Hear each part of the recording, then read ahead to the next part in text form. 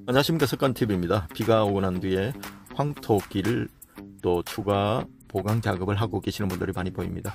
경주시에서 굉장히 심혈을 기울여서 황토끼를 조성하고 또 경관 조명이나 시설물들이 항상 깨끗하고 또 온전하게 유지가 된 모습들을 보니까 너무 흐뭇한 기분이 드는데요. 황토길에 질퍽질퍽 할 때 또 일시적으로 출입을 통제하는 것도 필요합니다. 쫀득쫀득한 감촉이 그리워서 한 번, 두 번 들어가다 보면 밖으로 밀려나고 또 평탄한 면이 아니라 울룩불룩한 면이 굳어지면서 생기기 때문에 비가 올 때는 하루 이틀 정도는 자제하시면서 온전하게 유지된 황토를 쾌적하게 걷는 지혜가 필요할 듯 합니다. 그 부분은 시민들 의식 수준이 한 사람 한 사람 배려하는 의식 수준으로 이렇게 가야 한다는 생각이 듭니다. 황토 맨발길은 면역력 증강에 굉장히 좋습니다. 유익한 박테리아가 있기 때문이죠. 예로 무좀이나 섭진 같은 것들이 신속히 개선되는 효과를 누릴 수 있습니다. 본인도 마찬가지였고요. 그리고 황토길은 얼마를 걸어야 하냐 이런 질문을 하시는 분들이 간혹 계신데요. 일정한 기준은 없습니다. 제가 걸어보니까 컨디션이 좋을 때는 몇 시간을 걸어도 좋고요. 또 몸 상태가 안 좋거나 그럴 때는 조금 줄여서 또 하고요. 날씨가 너무 춥거나 너무 더울 때는 체력이 소진될 수 있으니까 적당하게 자기 체력에 맞게 몸 상태에 맞게 너무 지나치게 통증이나 이런 것들이 좋지 않은데 그런 걸 무시하고 무리하게 걷지만 않으면 스스로 자기의 시간과 강도를 조절해 나가는 것이 필요합니다. 왜냐하면 자기 몸이기 때문이죠.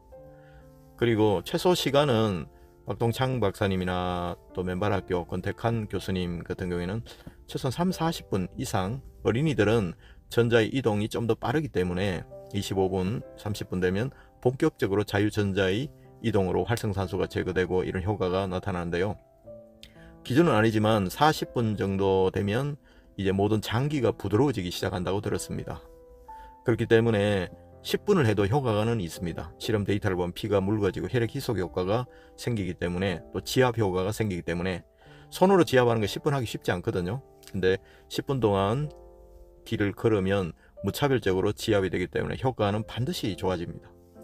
그리고 일정한 시간이 없는데 하시려면 한 40분 정도로 이렇게 하시면 장기가 부드러워지고 본격적인 자유전자의 이동이 시작된다는 것은 참고로 아시면 좋겠습니다.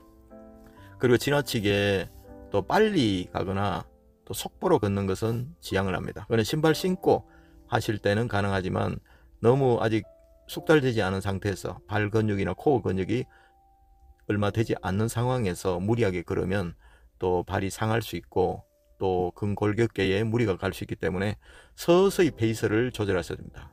이 맨발 걷기는 마라톤이고 인생 운동이라고 생각하시면 딱 맞습니다.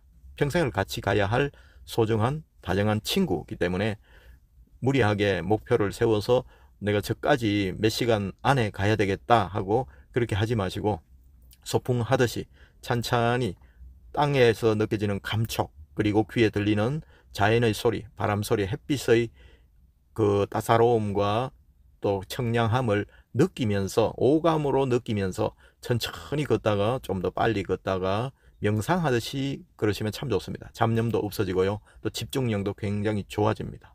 그래서 발밑에서 느껴지는 따뜻함, 차가움, 시원함, 오돌도돌함, 쫀득함 이런 감촉들을 이렇게 계속해서 집중하시면 여러 가지 잡념에서 벗어나서 스트레스 완화 효과가 굉장히 좋아집니다. 녹색이나 또 이런 색깔들은 교감신경과 부교감신경을 안정시키고요. 또 새소리나 이런 자연의 소리들은 굉장히 스트레스 완화 효과를 발휘합니다. 베타파를 뇌파를 알파파로 바꾸는 효과가 있다고 합니다. 그렇기 때문에 실내에서 러닝머신을 뛰어도 운동은 되지만 러닝머신은 똑같은 동작으로 20분, 30분, 40분, 1시간 하잖아요.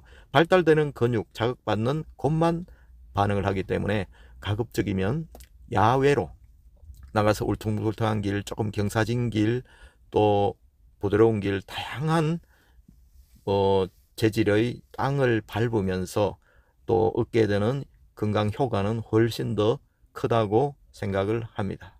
그래서 몇 회를 해야 되냐 이렇게 물으신다면 자주 하시는 게 좋습니다. 저 같은 경우는 하루에 2번 이상을 하거든요.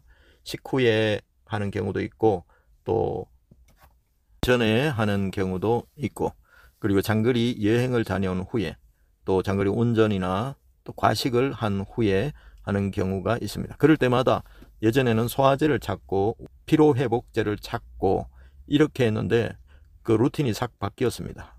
피곤하면 걷자, 배부르면 걷자, 먼 길을 여행했으면 걷자, 또 피로가 쌓였으면 걷자, 이렇게 하고 있습니다. 실제로 그렇게 하니까 보다 훨씬 근본적인 개선 효과가 있었습니다. 그리고 또 당뇨나 지병을 앓으시는 분들은 자신의 체력에 또 상황에 맞추어서 무리하지 마시고 차근차근 하시기를 꼭 권고드립니다. 얼마 전에 만나 뵌 분은 당뇨가 심하셔서 발에 상처가 나고 종아리에 상처가 나고 그러신 분이었는데 맨발 걷기를 권해드렸습니다. 그래서 하루인가 이틀 오시더니만 다시 신발을 신고 운동하는 쪽으로 선택을 하셨습니다. 그래서 가끔씩 뵐 때마다 형님 맨발로 걸으세요. 염증이 참 좋아집니다. 당뇨 발이 개선이 됩니다. 하고 자주 권고를 하고 있습니다. 지병이 있으셔서 몸의 면역력이 약해지신 분들은 염려하지 마시고 파상풍 주사도 맞으시면 좋겠습니다. 파상풍 주사는 거의 10년 가까이 한번 주사로 효과가 지속이 되니까요. 인생에 몇 번만 맞아도 가능한 횟수이기 때문에 꼭 찝찝하신 분들, 뭔가 혹시나 이런 분들 보건소나 파상풍 주사 접종하는 병원을 찾으셔서 맞으시고 더 편안한 마음으로 맨발 걷기에 집중해 주시기 바랍니다. 그리고 당뇨 발이 있으신 분들은 처음부터 맨발로 걸어야지 이렇게 생각하지 마시고 처음에는 양말을 신고 걸으셔도 됩니다. 맨발 걷기의 이론 중에 적지 이론은 다소 맨 땅을 밟지 않아서 안 될지 모르겠지만 지압 이론과 발가락의 아치와 발가락 효과는 그대로 유지가 됩니다.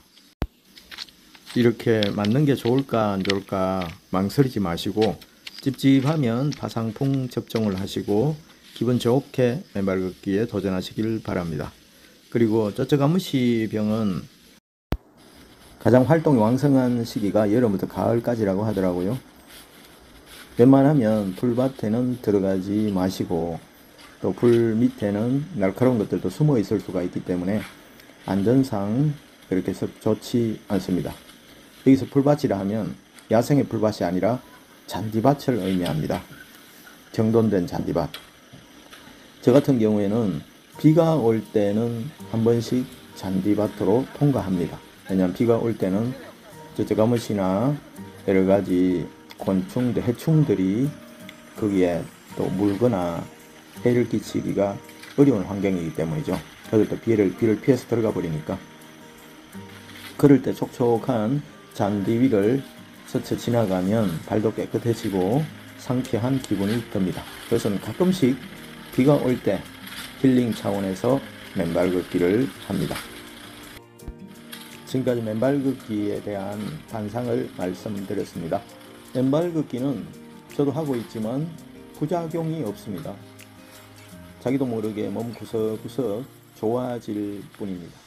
하지만 과유불급이라고 지나치게 오바를 하거나 너무 과욕을 부리거나 단시간에 질병을 낳아야 되겠다는 신념을 너무 강하게 가지시거나 그런 과욕은 잠시 내려놓으시고 편안하게 걸으시면 효과가 천천히 강력하게 나타날 것입니다. 지금까지 습관TV였습니다. 감사합니다.